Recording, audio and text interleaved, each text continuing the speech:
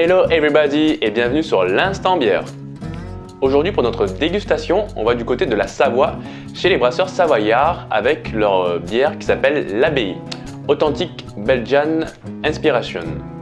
Alors c'est une brasserie qui a été reprise il y a 5 ans par les frères Onorati qui lui ont insufflé une nouvelle âme et ils sont dirigés donc vers des bières bio.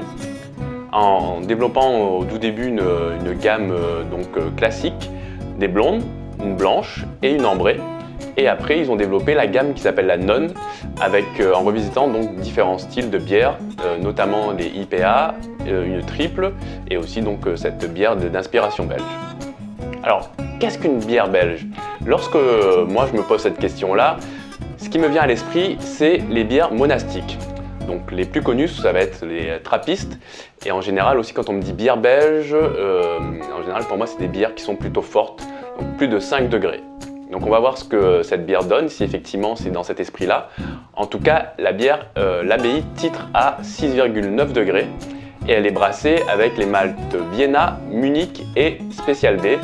Et pour le dernier, donc le Special B, en général, on utilise ce malt pour faire des bières d'Abbaye. Les houblons utilisés ici sont le Target, le Spalt Select et le Challenger. Ces 3 houblons sont sur des notes épicées, herbacées, et il y en a un aussi qui comporte des notes d'agrumes. Donc là, on va s'attendre indubitablement à une bière qui est plutôt épicée, normalement, lorsqu'on va la déguster. Allez, on va passer à la dégustation.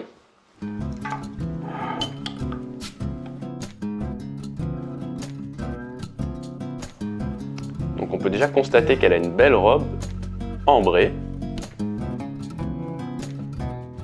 Un col de mousse qui est quand même assez fin, comme on peut le voir là. Donc il y a un léger pétillement, donc une carbonatation qui n'est pas très forte, ça laisse présager. Donc lorsqu'on met devant une source de lumière, sa robe tire vers l'orangé. Donc on va passer aux arômes.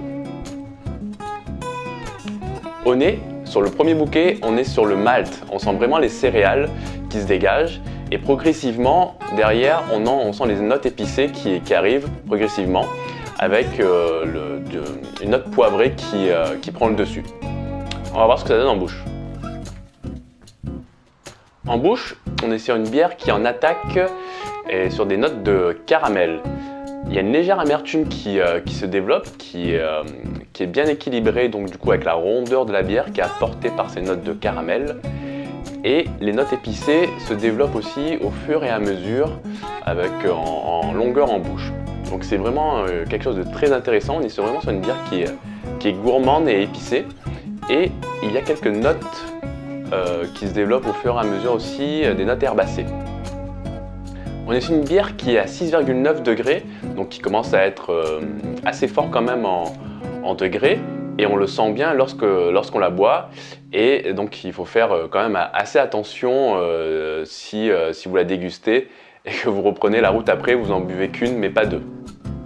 En conclusion, c'est une bière gourmande et épicée qui se boit très bien toute seule et qui fait vraiment plaisir. Si vous devez l'accompagner, je vous conseille une carbonate flamande et ça créera un accord de résonance, c'est-à-dire le côté donc caramel qu'il y a sur cette bière-là, qui va venir répondre au côté sucré qui est apporté par le pain d'épices dans la carbonate flamande. Ça va donner quelque chose de vraiment très intéressant, je vous le conseille. En tout cas, n'hésitez pas à la goûter et à me laisser en commentaire si vous l'avez accompagné ou si vous l'avez bu tout seul et ce que vous en avez pensé. Et je vous dis à bientôt pour une nouvelle fiche de dégustation. Et n'oubliez pas, les bonnes choses se dégustent avec modération. Allez, il est temps de passer à la table et de se faire une bonne petite flamme pioche.